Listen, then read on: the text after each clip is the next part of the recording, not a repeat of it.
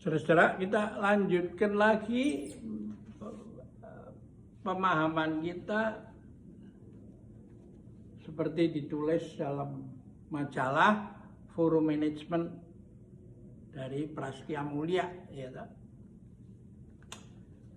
Nah, yang lalu kan kita sudah membahas masalah di mana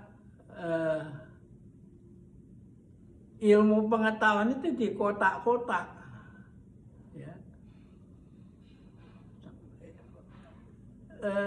Cara memandang ini lalu masuk kepada sekolah manajemen itu. Dan akhirnya disiplin ilmu yang terkotak-kotak itu masuk menjadi membuat perusahaan itu terkotak-kotak lagi. Nah, perusahaan yang begini ya akan mengalami kesulitan, kan? Paling dia bisa putusan itu akhirnya diserahkan kepada owner itu. Setelah owner maunya owner, semua diem dah. Udah laksanakan aja. Kalau enggak ya nanti disuruh resign, mengundurkan diri, kan. Jadi owner menjadi semakin hari semakin dibebani mengambil keputusan. Karena di bawah nggak bisa terjadi coitus of idea itu. Nah, terjadi cross cultural fertilization. Nah, terus akhirnya si ownernya itu umurnya juga bertambah, nah, kemampuannya juga semakin mengurang, kan, sejalan dengan umurnya, toh. Dan anaknya yang datang dari luar negeri juga membawa kultur yang berbeda lagi.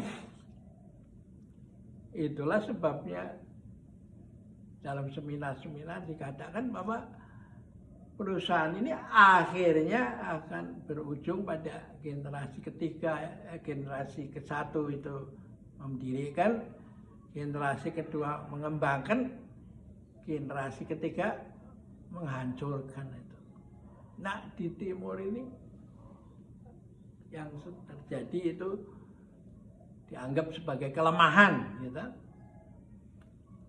Nah, lalu di barat dianggap itu dipecahkan dengan the professional management, gitu. Orang-orang profesional.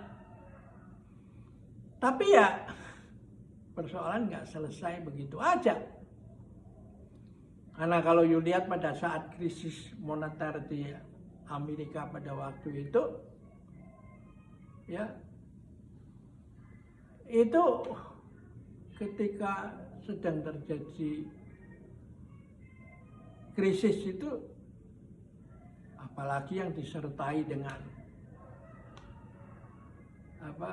ketidakstabilan sosial, ya banyak para pimpinan yang memegang kebijaksanaan itu, bertanggung jawab itu banyak kabur ke luar negeri, kan, itu menyelamatkan diri.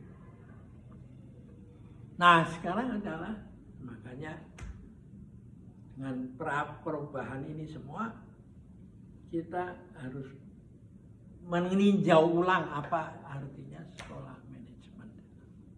Ya. Nah, dalam hal ini kita juga harus melihat kekhasan dari perusahaan kita, ya.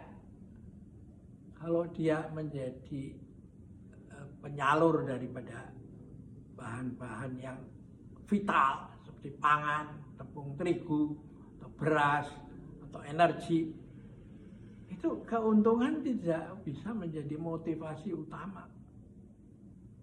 Jadi seorang manajer, pimpinannya itu harus tahu bagaimana titik temu antara kepentingan memegang saham dan kepentingan melayani masyarakat itu. Ya, misalnya demi stabilitas harga pangan,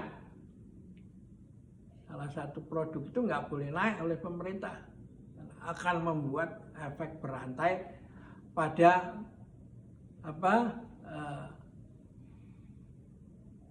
bidang-bidang lain terjadi inflasi itu. Jadi makanya saya rasa ilmu seperti Tai Chi ini yang mengajar kita semua basically itu we are just a part of the mighty whole. Itu sangat diperlukan itu. Harus ada latihan menjadi konduktor daripada musik. Harus ada latihan angklung seperti Mang Ujo itu. Itu paling menurut saya paling bagus itu. Mang Ujo punya. Jadi demokrasi angklung itu. Bukan survival of the fittest menjadi mayoritas itu.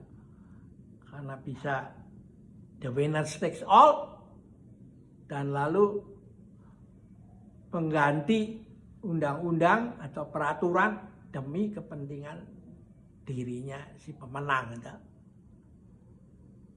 Sehingga bukan rule of law tapi law of the ruler ya.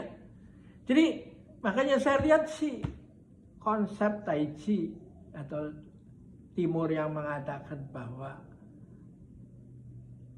Tai Hak, Tai Shue, the Great Learning sepasang dengan Chung Yung Middle Road itu seperti dua sisi dari mata uang yang sama sehingga harus menjadi pelajaran utama di semua sekolah manajemen dan yang